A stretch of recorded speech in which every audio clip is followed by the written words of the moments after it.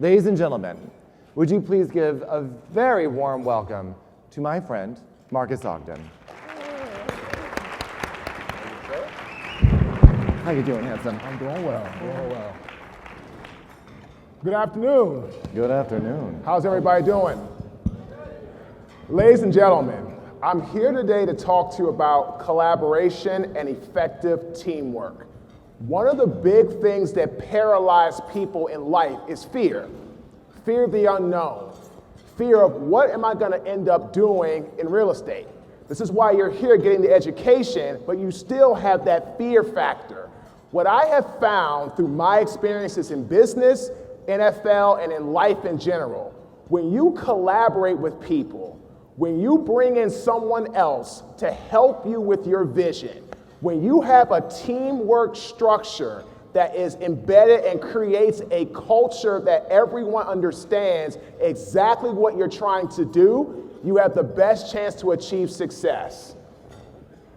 Effective and open communication is the backbone of any successful organization. I'll tell you a short story. I was reading an article yesterday, and I didn't realize this, that Warren Buffett has had a business partner for over 40 years. Over 40 years had a business partner. And he also said they have never had one argument. He said they always are going to have talks and discussions, but never had an argument. If you are trying to build a business, if you are in this room to build your real estate empire, it is imperative that you have the backbone structure of teamwork, that you're going to be willing to collaborate with the right people that you vet that are in this room or outside of this room. So I'm going to show you another slide. On this next slide is a woman that I actually met in Vegas, Kathy Ireland. I was the opening keynote speaker in Vegas. She was the closing keynote speaker. I had a chance to speak with her before she got home on her plane to go back home to go back home. She talked about when she left the swimsuit model industry, she tried to do things by herself. She tried to grow a business and leverage things with her own brand by herself. And she said she struggled immensely. She said when she started to collaborate with people and leverage her brand and their experience and had a good teamwork structure, she was able to build her empire to now where she has a $500 million real estate empire. So if Kathy Ireland sees the value in collaboration and teamwork, why don't you? Or if you don't, you should start to look at that right now. And if you do value it, start to utilize it. In this room, what you should do is, like Jacob said, before you leave, you should be talking to at least 3 to 5 people or more about collaboration, about trying to find people that align with your vision the way Kathy built her real estate empire and her business in general, okay? The main ingredient for effective communication is authenticity. Nobody likes people who are full of themselves. Nobody likes individuals who say their life is perfect. Why I'm up here right now is I failed tremendously in my real estate empire business. I had success, but I also faltered. What makes me more relatable is that I tell people all the time, I made some really bad mistakes. And I'm going to tell you about a few of those mistakes in my presentation. But I don't always say, well, I had an 8-figure business, it was perfect, it was rosy red. That's some BS. Because every single person who's had success has struggled somewhere along the line. But if you are authentic in your messaging, if you are real with people, if you're vulnerable, it gives you the best chance to reach them. And people do business with who they like. If they like you, they will put their money in your hands. So learn to be authentic when you're talking to people trying to do business. Now I'm going to tell you my story.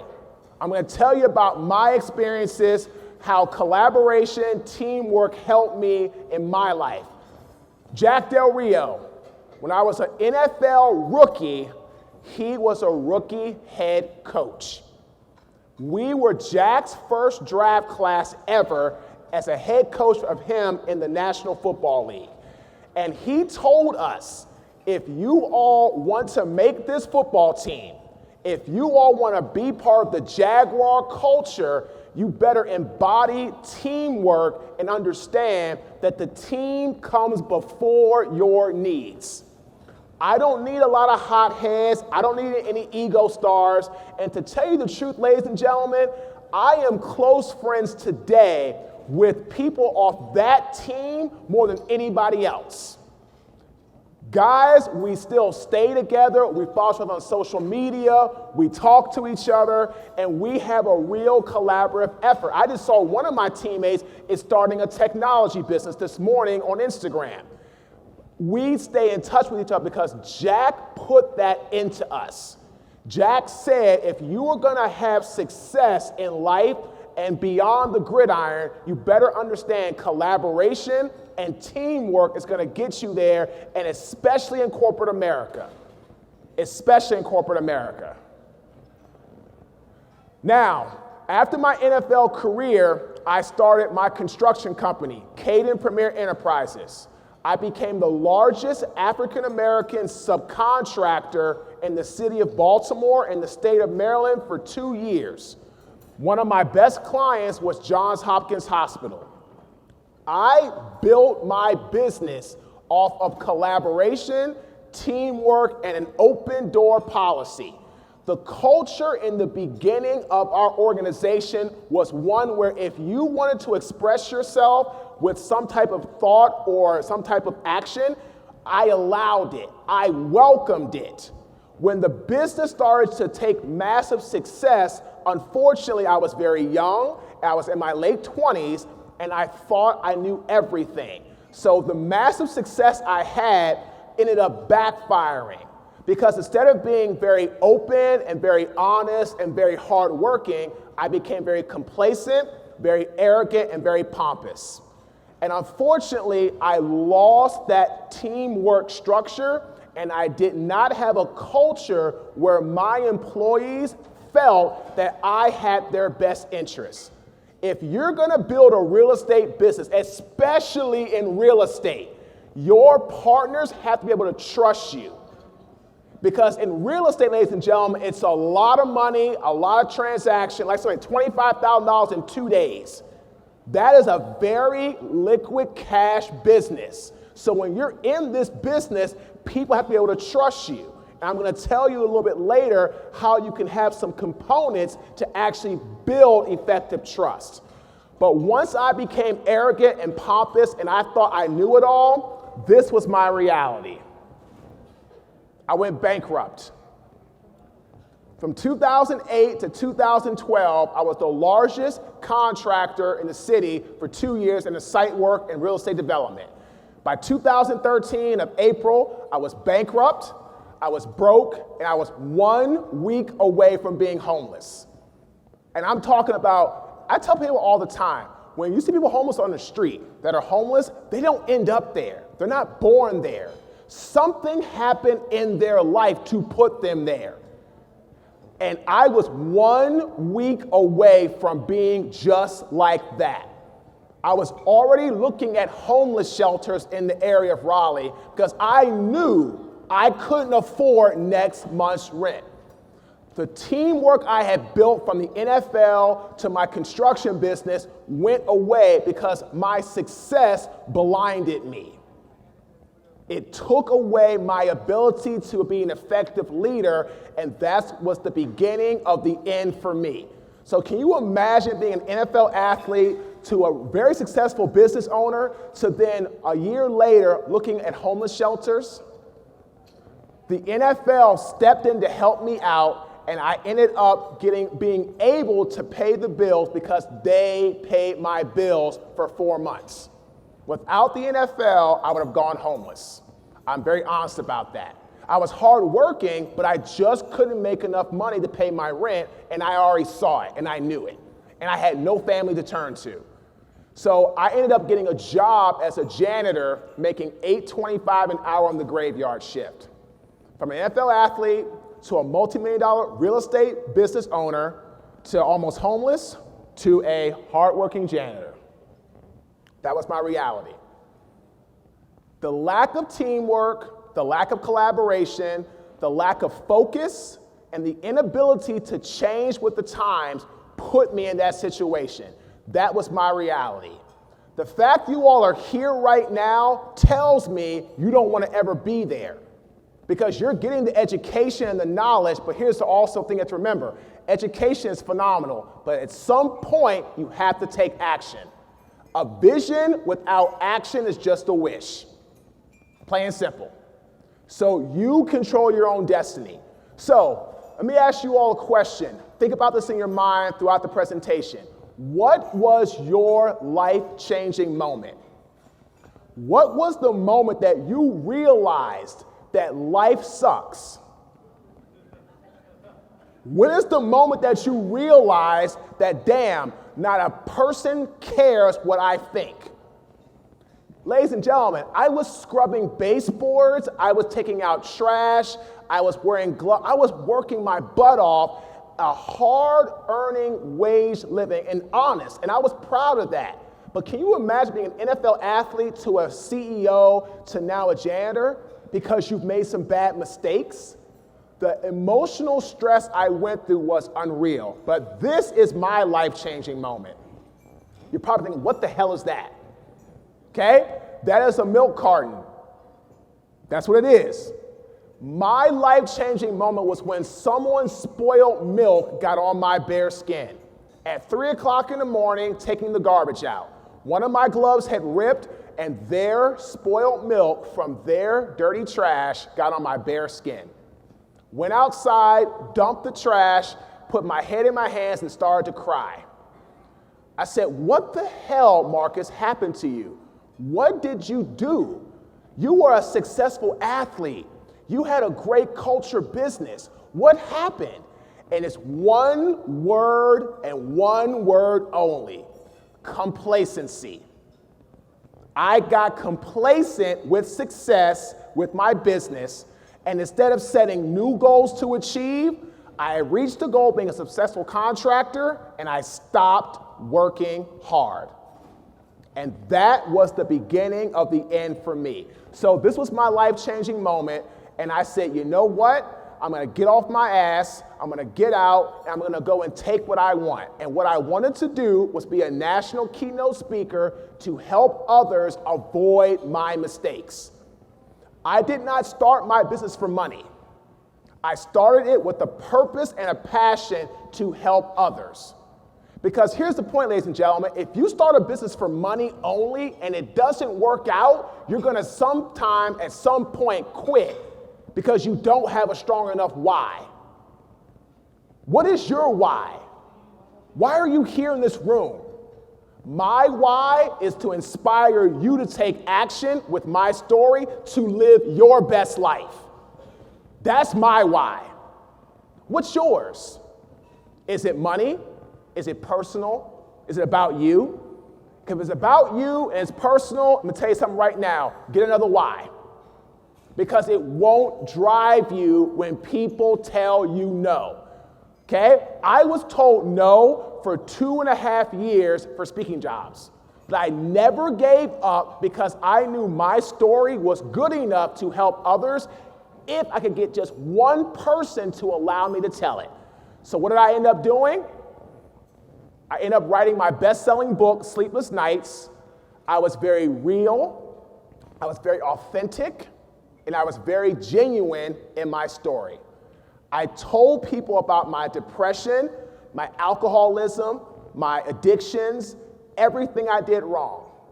But I also told them that I had my turning point, that I wanted to get my life back on track, and I started doing things in the area of being not selfish.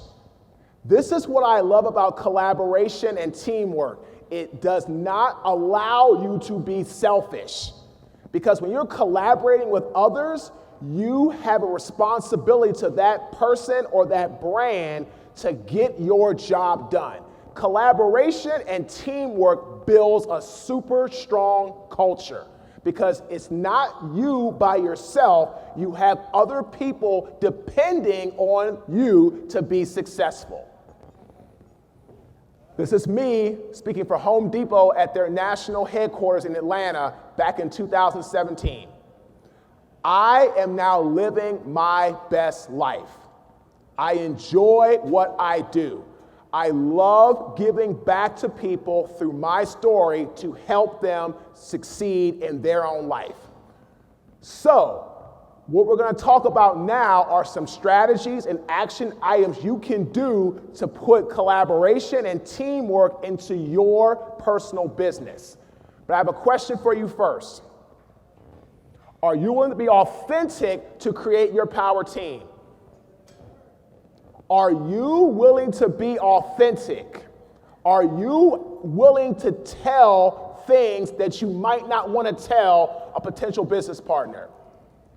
Are you willing to be open and honest with your life story? I know so many people who say, Marcus, I just can't be like you. I can't tell my everything. Well, I'm not telling you to tell your everything, but tell enough that people know you actually are trying to work with them and be genuine. There is a difference. You don't have to be this diary of the mouth person. You can just be authentic with who you are. If you struggled in life, talk about it. If you had a hard time, talk about it. If you had success, talk about it. But here's what I'm going to tell you right now. People in life, people in our society, whether you believe it or not, they are much more likely to engage you if you show some vulnerability. I'm telling you. You may not think so, because the few people who judge you, you're thinking that's all society. That's not all society. I respect people who tell me they have had immense struggles over huge success, because I know that they had to go and be in the trenches to get where they are. And that, to me, is the respect that I will always give to someone else who's doing what they're doing. Okay, here are 3 traits that build trust.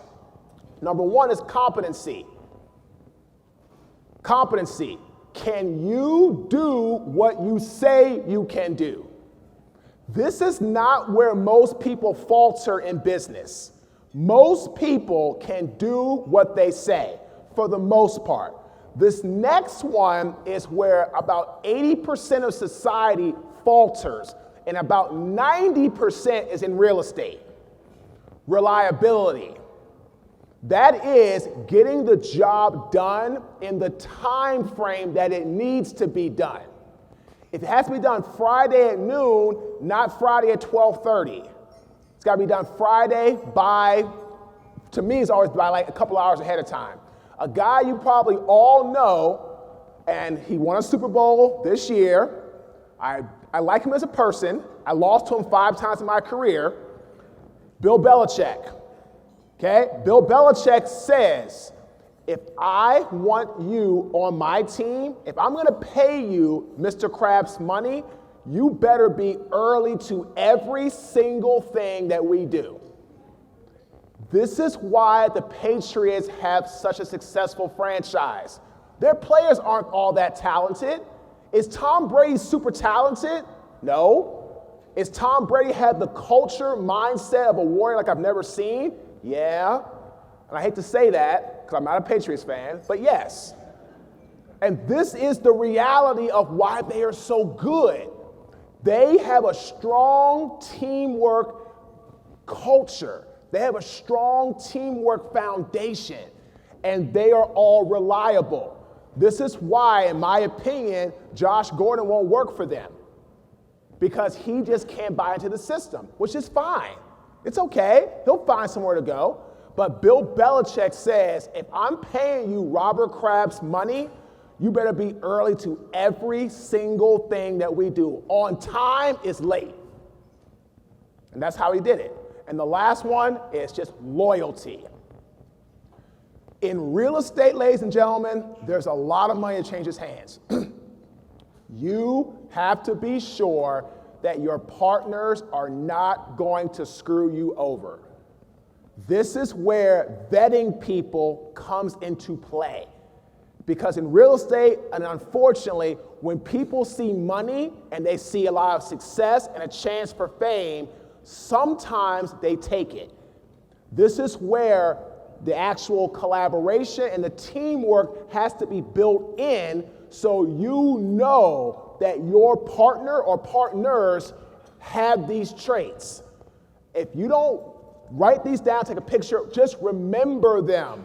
But I would strongly suggest you to write them down or picture this, because in your industry, trust is the number one thing that either builds up or destroys a business more than anything else.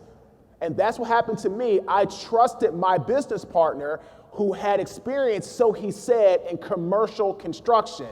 He had it in residential construction, not the same animal.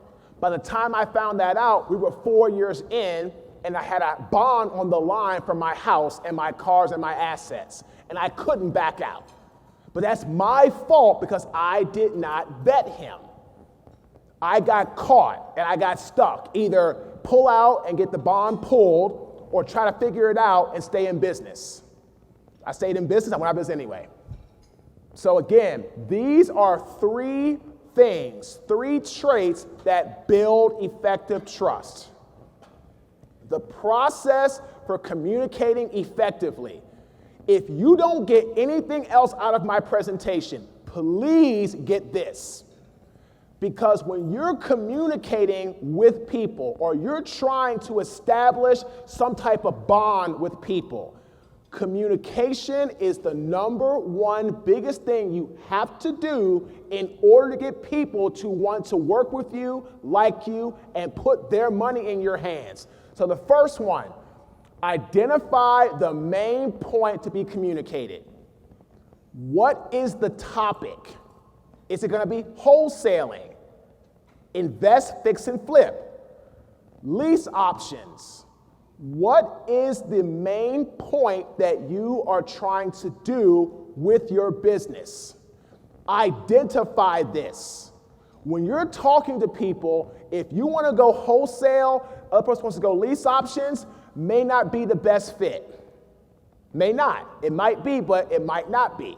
But here's the thing. So many people in life trying to communicate, they are talking one language to another, and they never even are on the same playing field. So how can you build a business or an empire with someone if you can't even communicate effectively? Or even better yet, if you don't identify the main point that you are trying to discuss.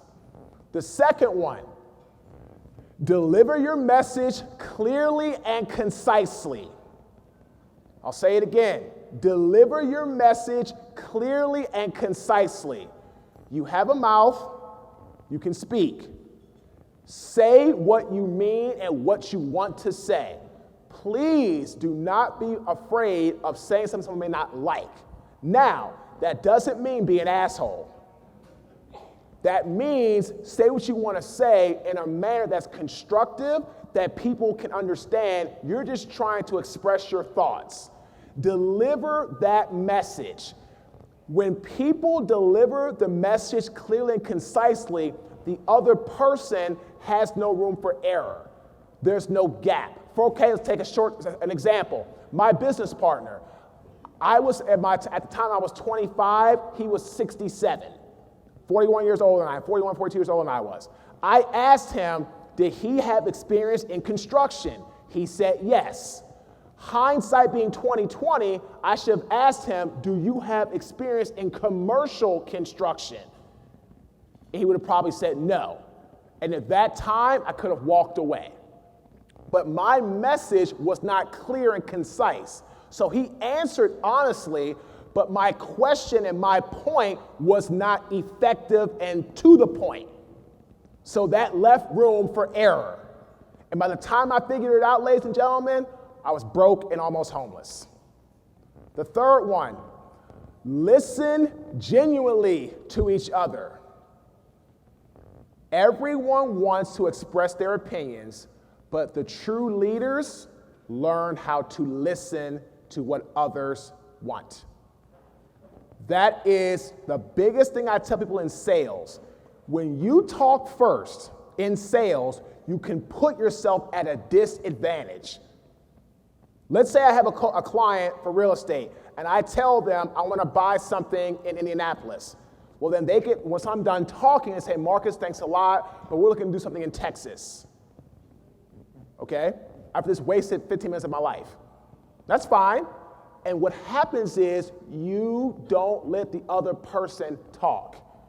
When it comes to sales, ladies and gentlemen, the number one thing that the client wants is to be heard. Clients that you're trying to solicit business from, they want to speak. They want to be heard. And if you allow them to speak and do that, you put yourself in a better position to get that client. So these are the three things. This is the three-step process that I have had experience in when it comes to communication that has worked. And if you do these three things, what it does, these three steps authentically build trust and value for your team. Every successful person I have known in business has had a partner, such as Warren Buffett, such as Bill Gates, such as Mark Zuckerberg. All these people have built legacy brands, and I can probably bet and assure you that they would probably agree with this structure, this process. So I would like you to implement this into your own business, your own life. Try it. Identify, deliver, and listen loyally and authentically. If you do these three things, it gives you a chance to build trust and value for your team and your brand. A couple more slides here, and I'm going to take some questions. This is my acronym for team. T is teachable. If you think you know everything, you've already lost. I had a chance to hear Mr. Robbie Bach, who was a former Microsoft president, speak in Charlotte 2 weeks ago. He talked about real estate, technology, and innovation. He said, the minute you think you can stop learning in a business, sell that business and get out. Every one of us can continue to learn and be teachable. So be teachable at all times. E is engaged. If you're trying to talk to someone and solicit business, show them that you actually want their business. Be engaged. A, be adaptable. When times change, you change. One of the biggest inabilities of a senior leader that could cause sabotage in a business is the inability to change and or pivot with the times. I went through that myself when I did not switch my marketing to social media marketing back in 2008. I lost 60% of my market share in real estate business. 60. Just because I did not pivot. And M is mentor. When you're working with someone, mentor them. Someone should be mentoring you. And always try to get better. Motivation versus inspiration. This one is one of my favorites. Everyone says I'm a motivational speaker, which is fine. Problem is, when you motivate somebody, look at this saying. People change for a short period of time. Not good for creating a long-term positive culture. So I'm not a motivational speaker. I'm not. I'm an inspirational speaker. This is what inspiration talks about. People making a systematic, lasting change is great for the environment that you are in. You do your own assessment. Are you a motivator or an inspirer? I can't answer that question, only you can. I know for what I do, I would prefer to inspire an audience versus motivate them. If I inspire them, it's going to be for a long-term positive change. Think about that with your employees, your partnerships, your business. Aim to inspire more. The culture becomes more constant with positivity. You have a much better chance of creating profitable revenue for you to sustain your business empire. Plain and simple. And the importance of authentic inclusion, say it for yourself. I've said this all the time. Inclusion is an atmosphere where people can express their thoughts and ideas without judgment. Steve Jobs said it best. My job as the CEO of Apple is not to be a leader where I am barking orders at my team. My job as a CEO of Apple is to allow healthy inclusion and dialogue so my senior leaders can solve long-term problems and create success for Apple. Apple's number 3 on the Fortune 500 list, behind Kroger and Walmart. All right? Anybody have any questions for me? Perfect. Anybody have any questions at all regarding business, real estate, any of that stuff? Nobody have any questions at all? Okay. Yes, ma'am, right here. Hold on. Well, and please, guys, anything that I can do to help your individual business, I'm all for that. There's a couple in the back, Jacob, right? There's one here. There's one right by lady in the blonde. It's right there as well. Well, first of all, thank you for your inspirational story. And can you share with us when you got to that turning point, when you said, this is it, I know I need to refocus and rebuild? Mm-hmm. What were the steps that you took? How did you start? What was your process? That's a great question. So when I got to the point where I had to rebuild my brand, I went home and I sat down and I did a SWOT analysis. SWOT. What are my strengths? What are my weaknesses? What are the opportunities in the industry? And what are the threats? So SWOT, strengths, weaknesses, opportunities, and threats. So what I tried to do was build my business off of my strengths. I was good at talking to people. I was good at marketing. I was good at networking. So I started doing that within my inner circle. Ladies and gentlemen, the biggest asset you have in life is your inner circle. People forget that. Friends, family, people that you can count on, that you can lean on. That is how I started my speaking business. One of my clients, I coached his sons in football, hired me to help with his company as a speaker. And that's how I got my start. But if you do a SWOT analysis, man, about what your strengths are, the weaknesses, what are the opportunities in the market, and what are the threats, it gives you the best chance to look at and evaluate where you're trying to go.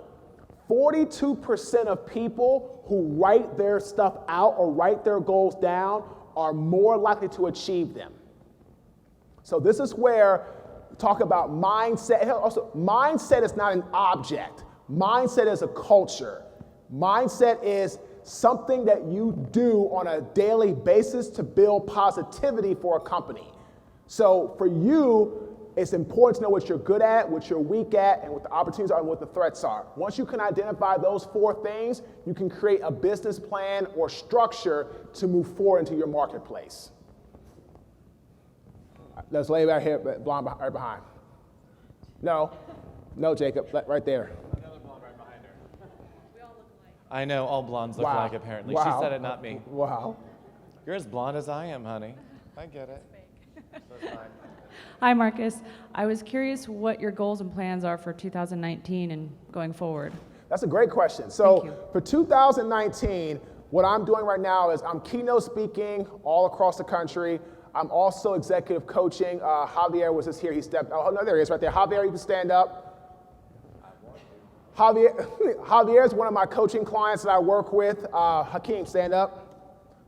Hakeem is one of my coaching clients as well that I work with. So I'm developing processes of executive coaching, but also I'm building some online courses to help people in areas of like inspiring change, personal professional development, consistency and time management, things like that as well. So I'm right now at the point where I'm starting to get known, where I can start to build some online courses. People can kind of go into our funnel and get help in whatever area they're trying to get help in. But I do a lot of coaching of real estate because I understand the market, and I've helped Javier tremendously grow his business. I have another young lady that signed up with me, and after 2 weeks of investing, she got her entire money back that she paid me and doubled the profit in 2 weeks. Because what I did with her is I helped introduce her to another client of mine that's an Elite Legacy student, and they collaborated on a wholesale deal. And now they're gonna make about $30,000, $40,000 on that deal between the both of them after doing all of the taxes and payout. But again, she was talking about how she wanted to move forward, but she was kind of scared because she hadn't done it before. When she collaborated with someone, she saw the value, it mitigated her risk, and she felt more comfortable, and she moved forward with some strength and conviction and got a deal done. So I really enjoy the executive coaching piece and also helping people reach their goals through my business. Anybody else have a question? Awesome. Yes, sir. Hold up, Jacob. Come on. You just went to all the way outside the room. I don't sweat in these jackets. You got to give me a second, okay? The dry cleaning bill's ridiculous. Did you ever play in a football game when things weren't going well and you wanted to quit? And what did you do? That's an excellent question. When I was a junior in high school, it was training camp. And to make it even worse, my brother that same year was drafted number 4 overall by the Ravens as an offensive lineman. So I wanted to be offensive lineman. And I thought I was going to be starting as a junior. Well, practice came, I wasn't starting on offense. Wasn't starting. I remember going home and telling my dad, Dad, I'm quitting football. He said, Marcus, I'm going to tell you like this, son. I'm going to tell you straight up. I love you. You're my son. That's never going to change. But if you let one really bad coach throughout your entire possible career stop you from possibly achieving the vision you want to play football after high school, who knows beyond that. But if you let one person stop you and you quit, you will quit for the rest of your life. I was like, what? Yeah, he said, you heard me, son. You will quit everything you do for the rest of your life because it's hard and uncomfortable. I looked at him with an evil eye, went upstairs, went to bed, came downstairs next morning, let's go to practice. Then to make it worse, my coach told me, Marcus, you were set to start on defense, not offense.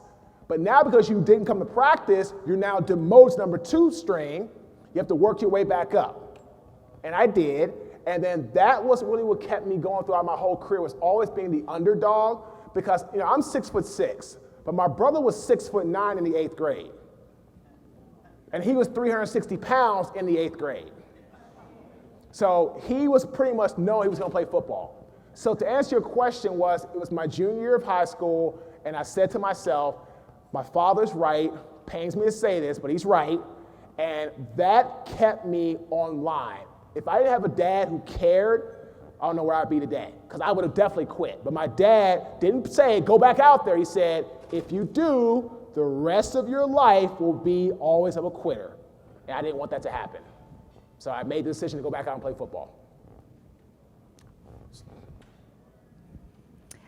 Hi, I have a question when you said about the teamwork and where it particularly fails on the reliability aspect of Yes. that. And so when that happens, and that trust is kind of broken, what are your suggestions in terms of how to move forward? That's a great question. So what I found is trust, when it's broken, it just takes a lot of constant reinforcement and doing things on a positive structure. There's nothing that can be happen for other than time. But what you can also do, what worked in my company, is people would do their job, but also if they had broken my trust, they would try to help others get their job done. So they become more of a team player and getting things in that aspect of the job done.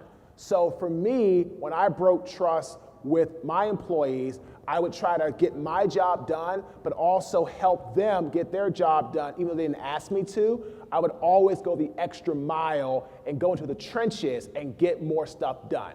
So the best way to repair trust if it's broken is do your job at a high level, but also help others around you get their jobs done, because it shows you are sorry about your mistake, but you're also showing, I said this earlier, it's about the team. It's not about just you. So I found that to be very useful in my line of work. So get your job done, but also help others around you in the brand get their job done without asking for any glory or any merit. Go ahead. I guess I'm more asking if someone else on the team is broken. Like, I do my part and I can help, but like if there are other team members that are just Messing continue it? up? Yeah. Oh, so, okay. Like, so, how do you work with so, them? so Like, that- rather than so- just peace out, So, you so know? no, at that point, here's the thing, at that point, it's the three-step process. It's communicate, like identify to him, okay, here's where we are. We're trying to get this done, but you are obviously not helping stay on that track. And then deliver that message clearly and concisely.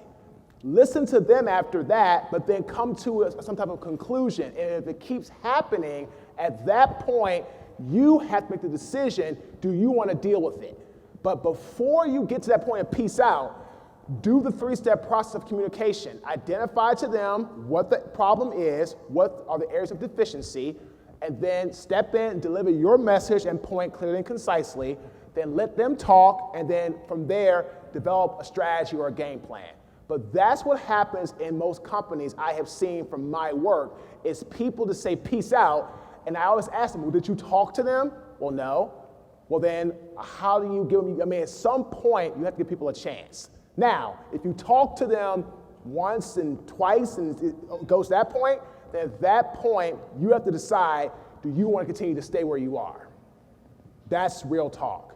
But that's what I found between identify, deliver, and listen has helped so many companies I've worked with communicate more effectively. And I found effective communication helps to rebuild trust as well, because people then know what they're accountable for. One of the biggest things in corporate America people struggle with is accountability. They don't want to own their mistakes.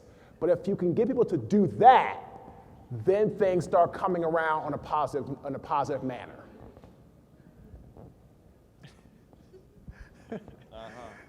Hey, how did it ever happen to you that you wanted to really work with someone so bad that in the beginning you actually failed to communicate your message? And if that happens, how do you back on track, or how do you make better yourself to pull up to it? That's a great question. So I think what you're asking me is, how was I able to get into business with somebody that I didn't really vet properly? Is that about what you're saying? Okay, and then, well, how did I backtrack? So and again, I was blinded by money because I saw a huge market space of business for a minority contractor in my area. So I was literally blinded by dollar signs. And what happens to a lot of athletes, and Hakeem can attest to this, we get what's called the big check syndrome. We get paid a lot of money in the NFL, we want to keep making a lot of money after our careers are over. So I saw that, and I was like, oh, there's a huge need for contractors that can make millions of dollars. Where do I sign up? So the guy who approached me, we did a background check, but it was just criminal. It was just like things like that. So none of his stuff that he didn't have experience in commercial construction came up. So by the time I found that out, the only thing I could do was I hired people who could help us in those areas. But the problem was, one job took so much of my cash from me, I couldn't pay my help. And once that started happening, my good help started to leave. And by that time, it was just too late. So to answer your question, if you find something out about a partner and you're already in bed with them, the best thing you can do is try to hire a qualified personnel or individual to help make up for that deficiency. That's the best you can do. Okay, so my question, thank you, by the way, for your presentation. Absolutely. And doing all these questions. I get to stand up now? Okay, cool. Okay, so a business is oftentimes built on having effective feedback for other individuals in the company, being able to train them. Constructive feedback, you mean? Yes, exactly. Oh, absolutely. Yes, of course. So I personally have trouble, or don't know the best way, I think, of asking for feedback, and furthermore, being able to give that feedback to them the most effectively and knowing when to do that. Do you have any recommendations on that? Yes, absolutely. So what you want to do is, when you work with someone and a project is completed, you want to go sit down with that. You talk about like a partner, right? Yeah, you want to sit down with that partner and say, hey, now the project's completed, what did you like about the project? What did you like about working together? Here's the thing, when you start off with a positive, aura, with a real positive energy, it gets people to put their guard down and they're not as defensive. So once you ask that question, what did you like good about working with me? What was helpful? What was good about the process? Then after that, you could say, well, you know what? Okay, now we've got that squared away. How could I have done better? Put it back on you. Put it on you first. Like, how can I do better? How can I create more value for us and this partnership? Then what will normally happen is they're going to answer the question. Then they're going to tell to you, well, you know what? And now that you mention it, I could probably have done this better on my side. You see what I'm saying? So then here's the thing. When you story tell or when you are authentic, it does one thing and one thing only. It drops people's guards down. They're not as defensive. So when someone's trying to help work with me and they tell me about their experience doing good, what I did good, then they say, well, you know what, I could have been better at maybe calling more leads or working with the contractors, and then let them say, well, that makes sense, but you know what, I could have also helped out with, more sales conversions, better marketing strategies, and let's on the next project come together and fix our deficiencies to make a great team effort. That sound a lot better? Because now what you're doing is you're getting people to drop their guard and you're showing what you have done wrong and how you can help better and how you can create more value for the partnership. Ladies and gentlemen, the biggest thing we can do in real estate is create value for our partnerships. If we do that, we're going to always get people to want to work with us. We have 3 minutes. Final question. Yeah, go ahead, Jacob. Hi, Marcus. How are you, sir? I'm doing good. How do you structure your day so that you make the best use of your time? That's a great question. 5 o'clock in the morning, I'm off to the gym. I've seen that. Every single damn day. Then I come home, I check my work emails, then after that I have my coaching calls. I structure it for me on Mondays, Wednesdays, Fridays, except for 2 people that are in this room where I take their calls, one on Saturday and one on Tuesday. All my other clients I do during that schedule. But these 2 are special, so it doesn't matter. So after that, then I have the afternoons to get my other stuff done. Different marketing leads, different calls. So I'm doing the mornings for my clients that I have. The afternoons, I'm doing more of my marketing leads, sales calls, things like that. Then at night, I'm off at 6 o'clock, since it's a client, I'm with my family. So I found for me, that's the best structure for me, is to kind of do that way. And then I, of course, will vary it every once in a while. But that has helped me to get some structure and some consistency in my life, which helps me to become a better businessman in that regard. So and again, the number one trait in high-performing achievers is consistency. But do what works for you. So to close, Jack DeRio told me this, earn your spot every single day. But I'm going to close with this. Effective communication is the backbone of any successful business. If you do this 3-step process, identify what you're trying to communicate and make sure you're on the same page, deliver your message clearly and concisely to leave no room for error, and if you are able to put yourself in a position where you listen authentically and genuinely to the other person, that 3-step process can create value for you and your brand. Again, identify, deliver your message, listen authentically. Thank you. Stay here, stay here. I've got one final question for you. Oh boy. How much do you bench press? Probably about 405, 410. 405, 410? Yeah. Okay, well, I'm not quite that heavy. Everybody, get out your phones. Oh no. Get out your phone. That's okay. You can do it. Go on, Hakeem. I know it's in those tight pants you wear. Just pull them out. You got to move some things around, but it's in there. Yeah, I get it. All right, open up your camera. Oh no. Uh-huh. He said 405 or 410. Catch.